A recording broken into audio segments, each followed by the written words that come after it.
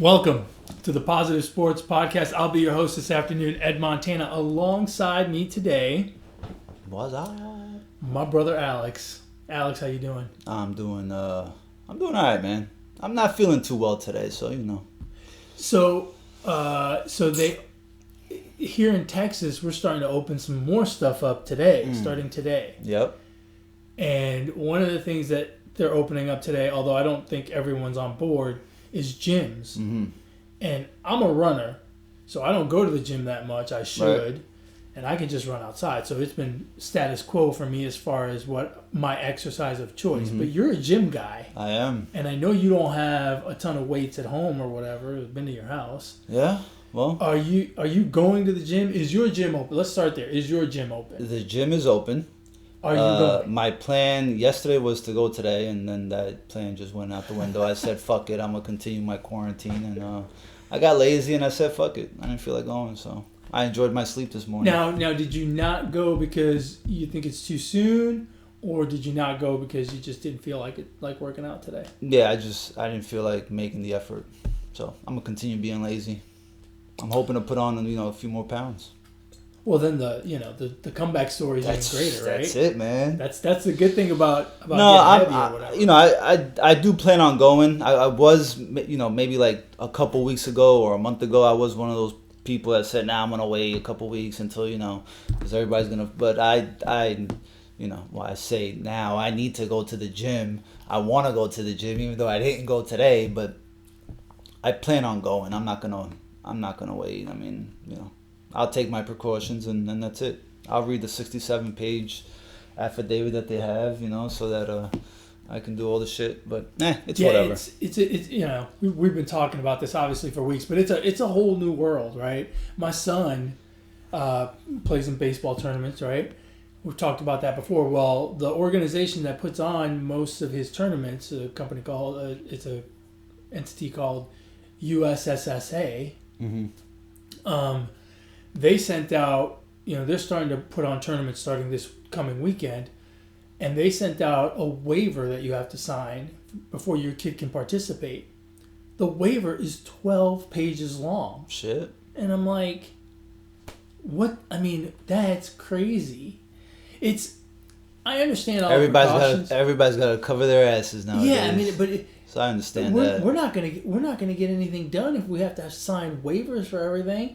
I'll tell you who's gonna love this. Those are the lawyers. Yeah. They're gonna be rich. Right. Crazy as it seems.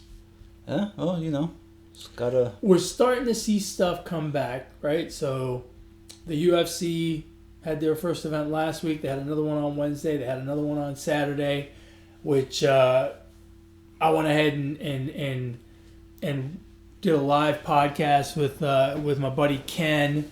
Since you couldn't make it, I got Ken to watch the fights. And if you haven't seen the fights from Saturday, you can sync up to our podcast, and it's like watching the fight with two more dudes. Yeah. Instead of watching it at home alone. But that's your choice. Catch that on YouTube. So the UFC is going. German soccer started back up over the weekend. NASCAR had a race yesterday. That's not a sport. Well, it's a sport just like every other sport.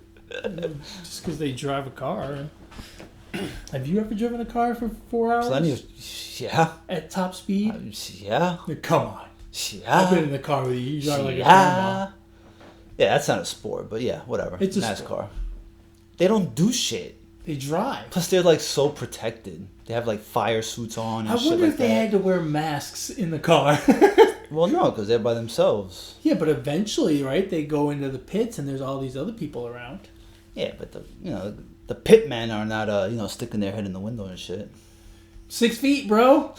They're closer than 6 feet. Everything's 6 feet. Maybe. I don't know. So we're starting to see stuff come back, and it really makes me wonder what are we gonna do? Like, what are the major sports gonna do? And the one thing that I find super interesting is we hear very little from basketball and hockey, and we hear quite a bit from baseball. Now, my theory is baseball. We hear a lot from baseball because it's a lot harder to negotiate the whole new season that they're going to have, right? The new framework. And that's why they're both sides are chirping to the media to start to kind of paint their picture. But it's getting interesting, and I'm just wondering. I would think everyone has the same sense of urgency, right? But I would think basketball and hockey have a greater sense of urgency because they were in the middle of their season. Yeah. Who's coming back first? I don't know, man. I have no fucking clue. I think maybe all these other sports are just guinea pigs for the four majors to see how it works out with them, and then they'll start ramping it up even more. The NFL has to be loving this, the timing of this, because they are probably the least affected as of right now. But even then, there's been some talks about them starting the season later. There's Super Bowl going into like March, and then you got college football who starts a month earlier than the NFL. Some teams are not, the facilities being open. I think that is very important. The facilities being open. Traveling, the proximity of just traveling and trying to find a place where you can work out and stuff like that. The Clippers and the Lakers, I think they opened theirs up today, but not not for voluntary workouts. But not everybody's opening up. So training, if you're an athlete, whatever, high school, little league, whatever, training is important, so how do you, and practices, you gotta practice, I mean, we know that's the part I find. Allen Iverson doesn't like practicing, but I bet he would now. But that's important too, practicing. I mean, so getting those reps in with your teammates. Yeah, I mean, and that's really the first step. And if teams, and if that's not open for teams and players, then that's just gonna prolong the start of the seasons, right? Well, what I'm curious about is what happens in the places with more stringent rules, in the places where there are higher incidents of COVID, right? Like New York. What are the Knicks and the Nets doing? Those facilities aren't opening up. Right. But then, that's where it gets. See, to me, that is where the real difficulty comes in for any league here in the U.S. to start. Mm-hmm. Is what do you do about the teams in New York? And California. And California, right? Because they had a lot of. But in New York and California as well, you've got multiple teams. It's not one team. Right. It's not like, it's not like Michigan that's got one team, Detroit. Right. You've got multiple teams. How's that going to work? And in college, you have even more. You have a handful of more teams. I wonder in college, right? Like California's already said that they're going to do the online thing for the fall semester. So how's that going to work for the athletes? Right? Like it's just, I don't know. It is very confusing. I have found this whole thing to be very interesting. I would love to figure out. I would love to sit in on the negotiations and hear what they have to say and how it's working and what the different plans are. But I don't know how the leagues are going to do it. I still think the only way to do it is to have pods, right? To have 2 or 3 locations, 3 or 4 locations where you put the teams there and work them out, have them work out there and train there and play there, because you can't, like, who's going to want to go into New York at this point? Right? Even next month, who's going to want to go to New York? Quite frankly, I don't see how. I don't know. I think it's more complicated than what we think. I mean, there's just, everybody has to agree to it. You know what I mean? I'm sure these coaches are talking with the players. They're getting feedback, and that feedback is getting relayed to the,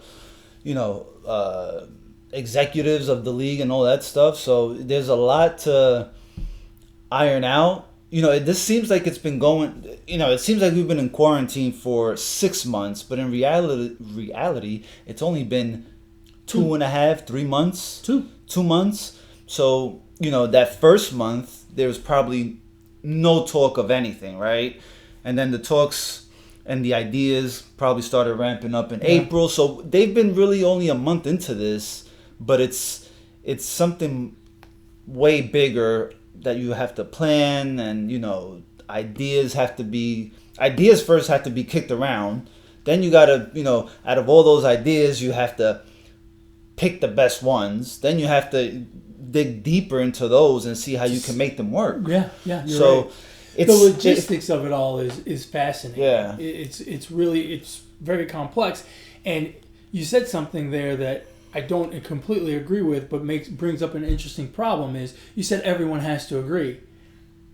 That's not going to happen. You probably can't get the 30 owners in baseball to agree, let alone the 1,500 players to agree.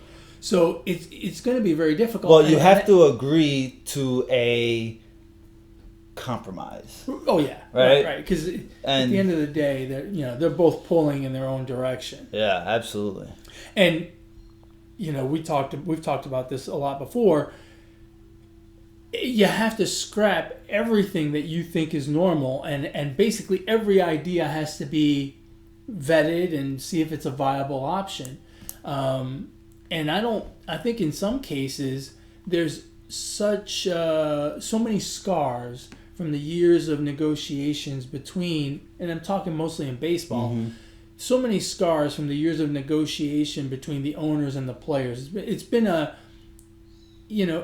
there's been relative peace, but there has always been that underlying acrimony between both sides that sometimes it's just using the wrong word, right? That all of a sudden it becomes a deal breaker. Right. One of the things that came up with the owners and the players was the owners wanted to do a 50-50 revenue split. And as soon as the players heard revenue split, they said, nope, we're out. We're not doing that. Because that sounds like a salary cap. And that's been, the salary cap thing has been an issue between the owners and the players since the very first union, right? Back in 1967 or whenever it is that they started the players union. So sometimes it's stuff like that just makes it very difficult. And the NBA has similar issues, the NHL has similar issues, but those sports have a different. Those unions don't have the same kind of power that the baseball union has, and so and that's also why the baseball one I feel is the most public of all the plans that they're kicking around. Yeah, but I'm there was a signed contract. You signed a contract with these players whenever they signed their contract. Then the players agreed to take a prorated salary. There was an agreement. I mean, how much more of a fucking pay cut do you want the players to take? Well, the owners the owners are greedy. Number one, the owners want the players to take the same pay cut they're taking. Well, I mean, look, I'm sorry, but I side with the players here. And if they don't feel like playing or they don't want to agree to what the owners are proposing, then fuck it. No baseball. I'm fine with that. I mean, the owners make so much fucking money. Here's the thing, Alex. I agree with you to an extent, but there's one difference here. The players don't lose money, right? The players, if they play, they already lost money. Hold on a second. We'll take baseball player A. He makes $10 million a year. He will make somewhere between 0 and $10 million. He will not actually lose money, right? He will not have to take money out of his pocket to play baseball, right? Okay. He'll play half the season, and they'll agree to 50%. He'll get $5 million. They'll do a revenue share, and he'll only get 30%. He'll get $3 million. they'll scrap the whole season and he'll make zero, but he won't have to take money out of his pocket. Right. The owners, on the other hand, will have to take money out of their pockets, because if there is no season, there's fixed costs that they still have to pay. They still have to pay rent, right? They still have to pay. There's certain things that they're still going to have to pay. It's going to cost them money out of their pocket. If they have the players play and the revenue stream is cut at a greater percentage than the player's salary is cut, now they're possibly going to lose money. And that's where the rub comes for the owners. And while I agree with you, the owners are, they're wealthy people. Who cares, kind of. On the flip side, if too many of those owners lose money, we could end up losing teams, which... That wouldn't be a bad thing. Might not necessarily be a bad thing, but who wants to lose their teams, right?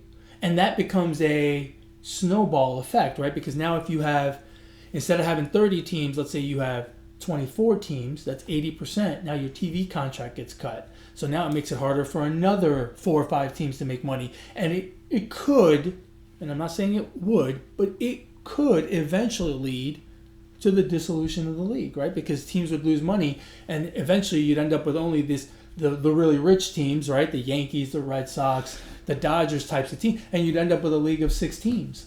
And that's not worth it. As a fan of the New York Mets, I could care less if the fucking Wilpons are losing money. Fuck them. But what if it happened to the extent that the Mets had to fold? Would you care then? Yeah, as long as the Wilpons are not the owners of the Mets, then that's fine. Well, no, but what I'm saying I can find another baseball team to become a fan of. But what I'm saying is, would you be okay with the league shrinking to the point that there are no Mets? There's only one team in New York now. It's the Yankees. Well, I mean, there'll be a Mets. I'm pretty sure there'll be a Mets. There'll be a Mets. There'll be 2 teams in New York. But I mean, I don't think that would happen. But no, but that's the trend, right? I know, but I'm just saying I don't think that would happen. Is what I'm saying. Somebody would fucking come in and buy the Mets. Maybe is what I think. Maybe not. I mean, would you want to own a franchise now? Right today, if you get a good enough deal, yeah. But well, there you go. But you're not going to get but you may not get a good deal, right? And you don't know. Steve Cohen's out there. He's ready to buy. So I mean, what he was offering for the Mets, Man, is he happy that deal fell through or what? Because he'd have paid that money, and the very first year he'd have lost money. Right. He'd have lost quite a bit. Well, this is what these fucking owners get for giving out these large, lucrative contracts, and I think going forward they're gonna be more. Wait a minute. You just said you're in favor of the players. I am in favor of the players, but I'm saying this is what the owners get for giving out these crazy contracts. But that's good for the players. Right, but okay, but I'm just saying though, do they not give out crazy contracts? Yeah, but in basketball they do. But you should be happy because you say you're for the players. Yes, I'm for the players, but that doesn't mean that I agree that some of these basketball players should be making fucking $25 million a year. They're not. They're not top 10 players. Yeah. Okay. Well then, I mean, right? Aren't they giving out crazy contracts in baseball? Yeah, but like I don't think Garrett Cole's fucking worth whatever he got. He got a shit ton. Okay then. But you're for the players. Yes, I'm for the players. Right, so you should be happy that the players got those big contracts, is what I'm saying. Right, but that doesn't mean that I agree that they should be paid that much money. No, but you should be. But you're happy that they got it, that they're getting paid. Yeah, I mean, I don't care. Look, the fucking bottom line is, I'm not for the owners. Right. But that's what I'm saying. This is what they get for giving out these contracts. I am for the sport. And I just think that at some point we gotta stop. We don't have to do anything because we're not involved. The players and the owners have to stop with the labor acrimony and figure out how to make it work, because there's a lot of money to be made for both sides. And at some point, not this year. At some point they'll get there with no fans. Right. At some point they'll get there. Right. But the sport itself, there's a lot of money to be made. And I think the players want to be partners, but they don't want to be partners. And this is true of everyone. Everyone wants to be a partner when they're making money. But when this happens and they're losing money, no one wants to be a partner, right? So, look, in baseball, the players have been benefiting from the big TV contracts that the owners have been negotiating with TV people for years. They've been benefiting from that. Now's the time to say, okay, we're going to take a hit here, but we got to do something to keep the ball rolling. And there's a big gap between what the players want and what the owners want in terms of just sheer dollars. And at some point, I think both sides are going to have to budge to get there, because it's not completely fair that the owners, you're going to have owners that are going to lose money, flat out lose money. I saw something yesterday. It's going to cost each team $640,000 per game of lost revenue with no fans. That's $500,000. That's more than $500,000. If you multiply that out by 30 teams and 162 games, that's $1.5 billion that they make every year from fans. $1.5 billion. So let's take. Who do you want to take? Yikes! Who do you want to take? What owner do you want to take that's been owner the last 20 years? No, so how much money do they have? $20 billion? No, let's not do the Wilpons, because they're still fucking paying their debts. They have no fucking money. They don't have money. Who do you want to take? You want to take okay, whatever. They're losing out on $1 billion a year. It's $1.5 billion a year. So in 20 years, that owner should have $30 billion. $30 billion. But he doesn't have it because there's also cost related to that, right? He didn't just make that $1.5 billion. Fans didn't just go there. Fans didn't just mail a check. But he's probably got $1 billion at least. It depends on how they run it, right? I mean, considering payroll and salaries and all that. I would guess that they've made money over time. Yes, absolutely. I don't think these are businessmen. I don't think they're losing money every single year. So one season we can agree is not gonna, fucking make him file Chapter 11, right? I don't think one season would. There may be some smaller teams that would have a problem. Okay. But again, that knife cuts both ways. That player that makes $10 million and now is going to play 50% of the games and he expects to get 5, he's not going to go broke if he only makes 3, right? Which is roughly 30% is what the owners are going to make if they play half a season. 30% of the total revenue, because they're losing that $1.5 billion with no fans. So that player A that makes $10 million a year, playing half a season, he'll get paid 5. He would be okay if he made 3. Which they already agreed to. Take a prorated salary. They've agreed to taking 5. Right. Well, shit. That's what I'm saying. 5 or 3, he'd be okay. I don't know. Right? Well, the problem is I think part of the problem is, and this is kind of the owner's fault, I think. The owners wanted to lock in the players on an agreement to play going forward in March. So as soon as this all hit, as soon as they had to suspend spring training and they knew they were going to have to push back opening day, the owners wanted to lock the players in and make sure that they had their buy-in that we're going to do something. So they threw out that prorated number, which was a mistake because, in hindsight, it was a mistake because now we realize the prorated number, you're not getting the same revenue for those 80 games. Mm-hmm. Sure, the TV contract will be the same, but now you have no fans, so you're losing that revenue. And the reason we don't hear about this in other sports, think about it. Football, 16 games. It's not that much. The revenue that they generate from fans and concessions, and it's not as much, right? Same thing with basketball and hockey, especially since they've already played 2/3 or 3/4 of their season. It's wildly interesting, and it's gonna require a lot of negotiation and a lot of back and forth. And I don't know enough about the plan as it stands right now to say I side with one side or the other. I just know that they're going to have to work together to get something done because There's too much money out there to be made, and there's too much money out there to be lost. That's the problem.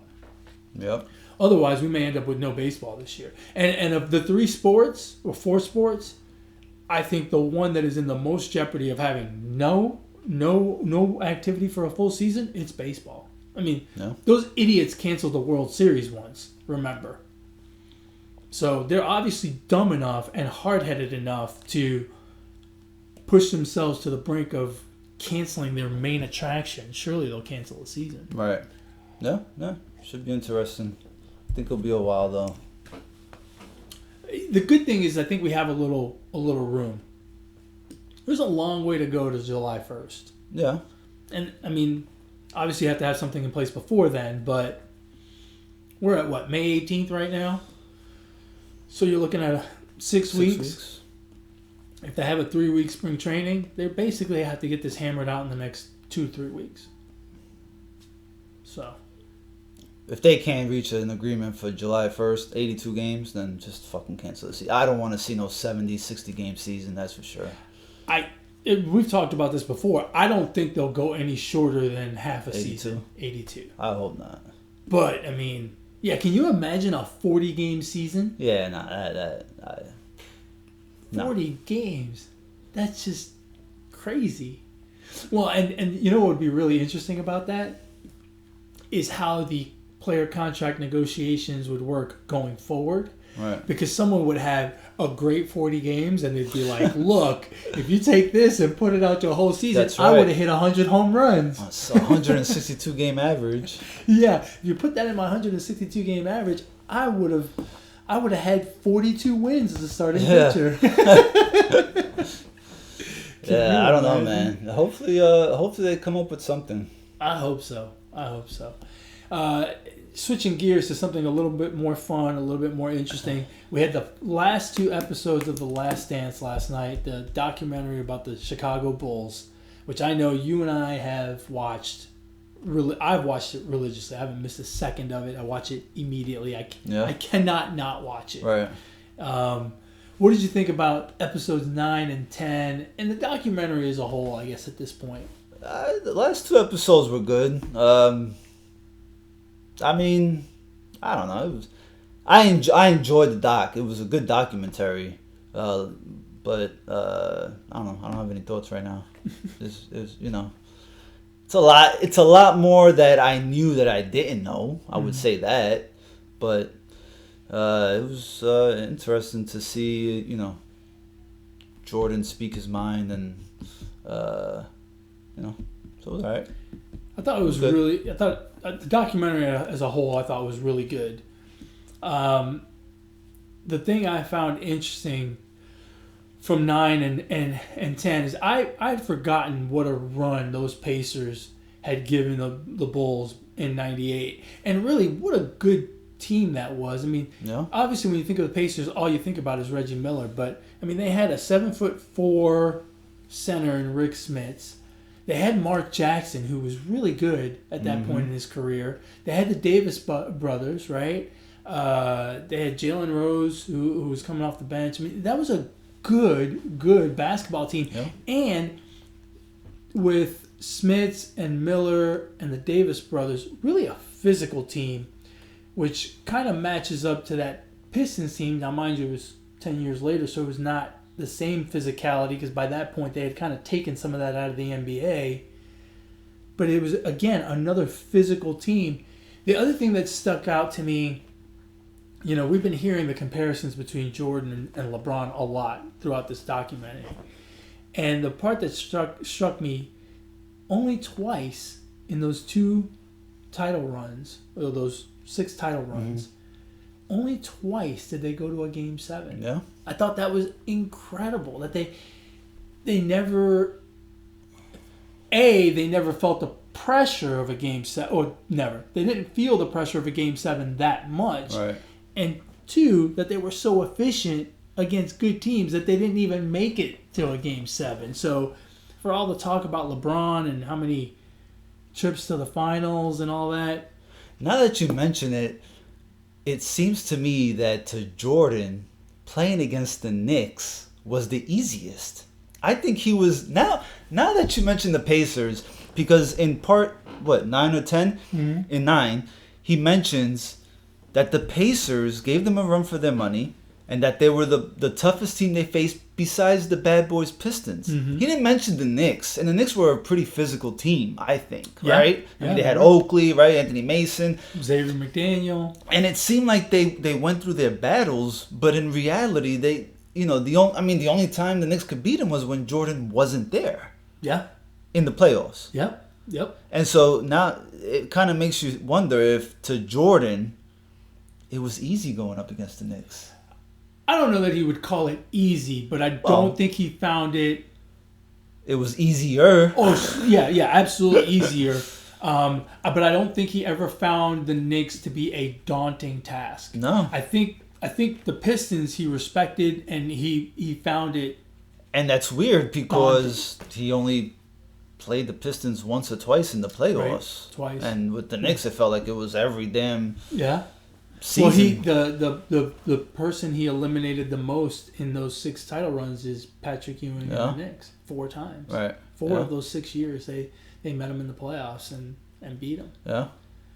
So the other thing that I really enjoyed was, and I wonder, you and I talked about this earlier, they didn't finish this documentary. When it first started, when episode 1 came out, the documentary wasn't done. Wow. And I know I've seen some stuff over the weeks about Scottie Pippen and him kind of getting bashed because, of course, they show the migraine game and the game he doesn't want to come in, because Tony Kukoc was getting the last shot. But last night we saw incredible amount of toughness from Scottie Pippen in that Utah game with the bad back. And I wonder if they didn't put more emphasis on that to counterbalance some of the stuff they had shown earlier in the documentary, which, again, it's all factual. So, but they showed a lot about it, and I thought it was really good. And good for him, because I think in a lot of ways he doesn't get a lot of credit.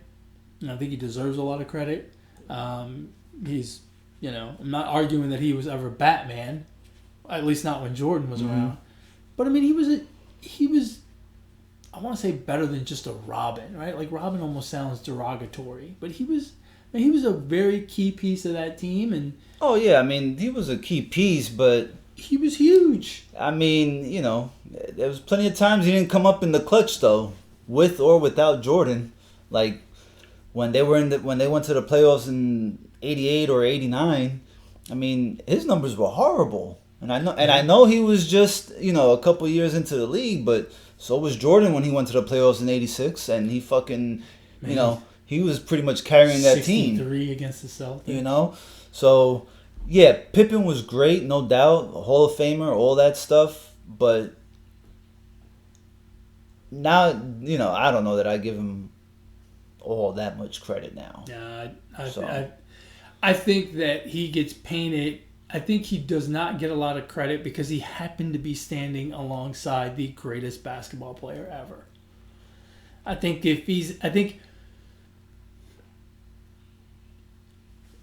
put it this way. I think we give Kyrie Irving more credit for those series that the Cavs made it to the finals and won. Because he was alongside LeBron. If that same Kyrie Irving is next to Jordan, we look at him the same way we look at Pippen. And I think if we put Pippen next to LeBron, because LeBron is not that way, I think we think more highly of Pippen. I mean, if you look at Kyrie Irving's numbers in the finals when he hit that clutch shot, I mean, he had some fucking crazy numbers. He averaged 54% shooting. I mean, he showed up for those finals. Oh, no, absolutely. So, although he was playing alongside LeBron, he was a major factor. It's funny that, like with Jordan, and I think this is one of those places where Jordan is better than LeBron, right? We've talked a lot about the comparison, but how he got guys to really step up in those moments, and specifically Paxson and Kerr. And the piece last night on Steve Kerr I thought it was amazing. I thought it was just great. And you can see, that guy is a freaking genius. He happens to be a basketball player and now coach. Right. But he's a genius. Look at his parents. Look at how he, tried to emulate and learn as much as he could from Paxson because he knew that was going to be his role. Right. How much he's learned from Phil Jackson and how he coaches. You can see a lot of the similarities. Mm-hmm. And obviously the guy is just on his own, just flat out intelligent. Right. It actually makes me kind of excited to see him coach when Curry and Thompson are back. And it kind of makes me want to watch the Warriors a little more closely going forward. Because I thought, it really impressed me. All of his facets of how he is as a player and a coach. Yeah, that was pretty cool. And then, like people say, well, Paxson and Kerr bailed out Jordan. Yes.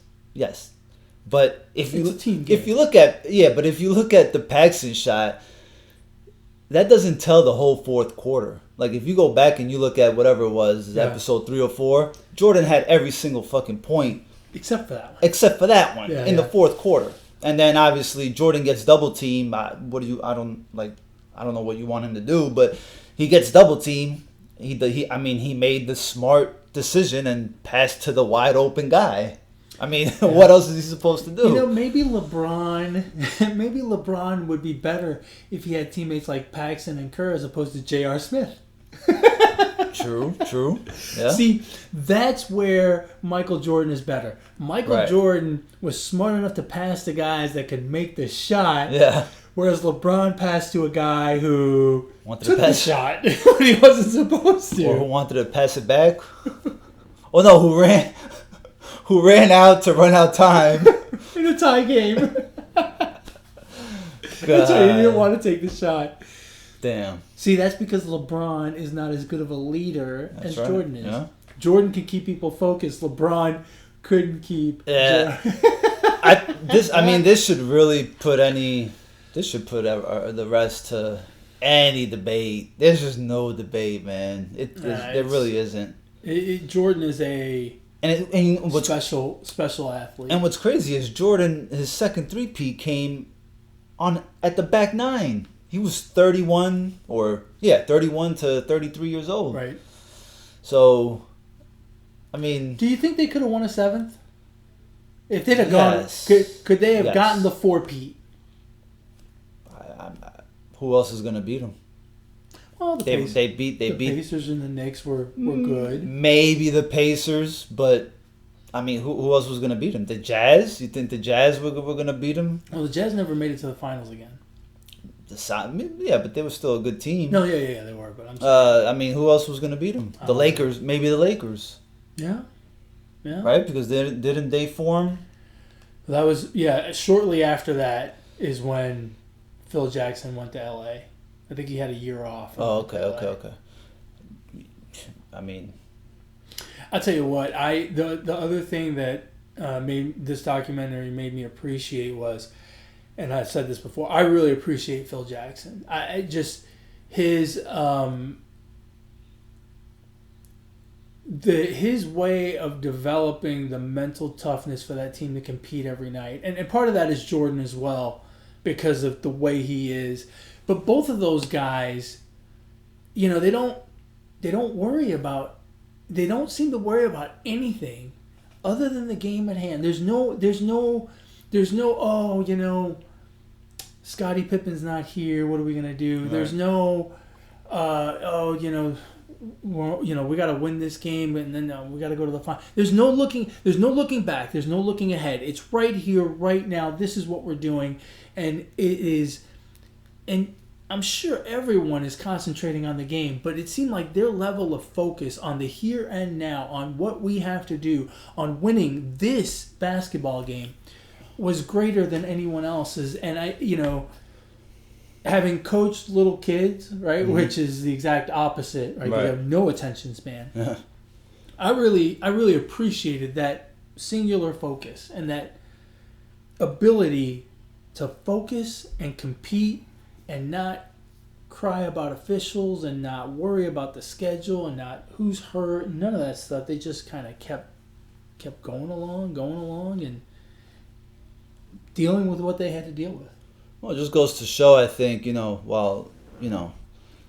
commitment, right? If everyone is 100% committed, then distractions and, whatever's going on, media, all that stuff. I remember right before the game the next game where Pippen had back issues, and they're in the locker room or the training area, and you hear the TV, the reporters talking about Pippen, and what does Phil Jackson go do? He shuts off the TV. Yeah. Because that's not important. Whatever, all that outside noise is not important. So he and he didn't want that to I guess. And right at distract. that point, the TV guys were speculating whether he was going to play. Yeah. And I think that was Phil Jackson's way of saying it doesn't matter. Right. We have a job to do, and this job is more important than whether he plays or not. Yeah. We'll do it with him. We'll do it without him. We'll do it with him at 50%, at 30%. We'll do it with him leaving every 5 minutes to go back to the locker room and get treatment. We'll do whatever we have to do, but we will do this. And that's just amazing. He just very subtle little touch points of things that he did to kind of keep people focused and keep people on the same page and things like that. That's what I really appreciated about Phil Jackson and Michael Jordan as well. I think Michael was very much that way. His competitive drive was all about this game, and he couldn't think about anything else. And big credit to everybody else on that team, on those teams, because those non-high profile guys, they obviously bought in, and that's important too to Jordan, and that's why I think Jordan, is mentions his teammates so much, because he realizes that, I'm sure he realizes he's the fucking star, right? And all the media wants to talk to him, but he couldn't do all this on the court without the players, without his teammates. Yeah. So they obviously had to buy in and realize that, they were the fucking fourth wheel, to the team, plain and simple. They weren't the go-to guys. So, and, that there's no egos involved there. It was interesting to hear Steve Kerr say, I was having a terrible game, and when you only get 5 shots, you feel like crap if you miss them. Right. And it's like, holy shit, yeah, like that almost makes more pressure on him, right? Because he's like, fuck, I'm only gonna get 5 shots, and I've already missed 3. I'm already gonna have a bad shooting day because I'm only gonna get a couple more. Right. Just amazing, and that those guys could focus through that. And again, I think that to me that is very much Phil Jackson, being able to draw them and keep them united and keep them focused on that singular goal. And Jordan as well, right? Because he was such a hard driving guy. Yeah. Fantastic good stuff. The only thing that I wish we would have had more of in the documentary, I wish we would have had more shots of Michelle screaming her head off at the Pacers game. Yeah. I'm assuming her name's Michelle. It has to be Michelle. Michelle or Jennifer, or right? Karen. Or Karen. It's got to be one of those 3. She was very mad. She was a hardcore Pacers fan, man. It's hilarious. I actually paused it and rewound it to try to hear exactly what she said. They've made a bunch of GIFs on her on the internet. Pretty funny. Yeah, but I'm sure. The best thing about the shot that Jordan hit on Byron Russell, which I still don't know if it's Brian or Byron. I wish he was on the documentary so he can clarify what the fuck his name is.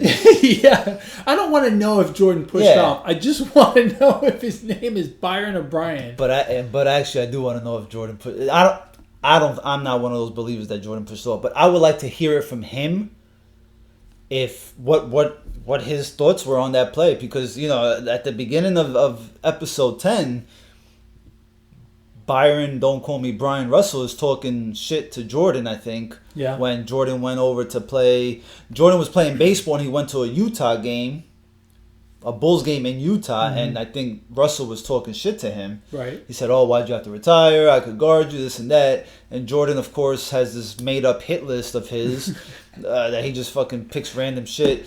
And he was on his. I guess he was on his list. And so I would like to hear from Russell what his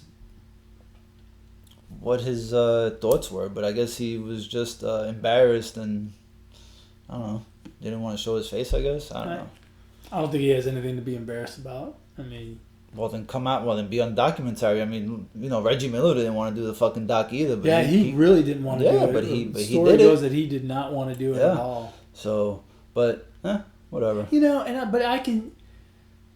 I've never liked Reggie Miller, and that to me just adds to that whole thing. Like, why not do the documentary? It's not going to change anything. I mean, but he did it though. It was what it was. But why do you have to be so damn difficult? Like, just freaking do it. Just shut your mouth and do it. Yeah, but he did do it. They'll do a documentary about you someday. Well, the highlight of his documentary would probably be Cheryl Miller. I think that's part of the reason why he is that way, is because I think he hates the fact that he's always talked about with Cheryl Miller. Right. And kind of, at times, even overshadowed by Cheryl Miller, which is kind of weird. Yeah. Because they don't play the same. Which is weird, because Reggie Miller was fucking great. Yeah. I mean, he took down a whole fucking city. And he was as confident and as clutch as I mean, we all know what he did to the Knicks. He did it to the Bulls. Yeah. I mean, Did you love that shot of Larry Bird after the shot went in? They take the lead and Larry Bird doesn't cheer at all because he knows there's still 1 second left. Oh, no, I didn't notice that. I just noticed when he called him a bitch and said "fuck you" to Jordan. I thought that was great. And then Jordan, just to get the last word, says, "Well, now you got more time to practice your golf swing or whatever." Yeah, it's amazing how good of friends a lot of those guys became from that summer in Barcelona. Right, yeah. Because remember, back in those days, they weren't as friendly, across teams like they are now. Right. But that one dream team was very, very close. Chris Mullin, very close with Patrick Ewing, and they were bitter rivals from college. Patrick Ewing and Larry Bird, who they were bitter rivals in the East. And then you got Isaiah Thomas, who's friends with all of them. Right, but only from a distance. Some of those guys probably bonded over stories about Isaiah. Like, they're sitting there talking trash about Isaiah, and Karl Malone's like, "Hold my beer." Yeah. I gashed him with an elbow to the face. Speaking of Karl Malone, I thought of him going into the bus after getting beat by the Bulls and telling, and saying, "Hey, what's up, guys?" and then going straight to Jordan was I wasn't expecting that. It was shocking, right? It was, yeah. But again, that's those friendships from that dream team, which I think that bond is just incredible. The other thing about the Jazz that struck me, has John Stockton aged at all? I mean, he looks exactly the same. He looks like he could roll a basketball out there and still run a pick and roll. Yeah. Now, I don't know about Karl Malone, but I know his hair is he doesn't have one white hair. Yeah, and he has all of it. Yeah. It's like, what the hell? Skin is all, shiny and and he looks real slim and in good shape. It doesn't look like he's got a pot belly or anything. Yeah, he could probably still play. He could probably still ball. Huh? Amazing. Great stuff. There's a bunch of other documentaries coming up that I can't wait to see. They're going to have the Sammy Sosa, Mark McGwire one, which I'm going to enjoy. They're going to have the Lance Armstrong one, the Bruce Lee one. Bruce Lee? Yeah. I can't wait to see that. Be Water. Be Water? Yeah. That's what it's called? Yeah. Oh. You don't know anything about Bruce Lee, do you?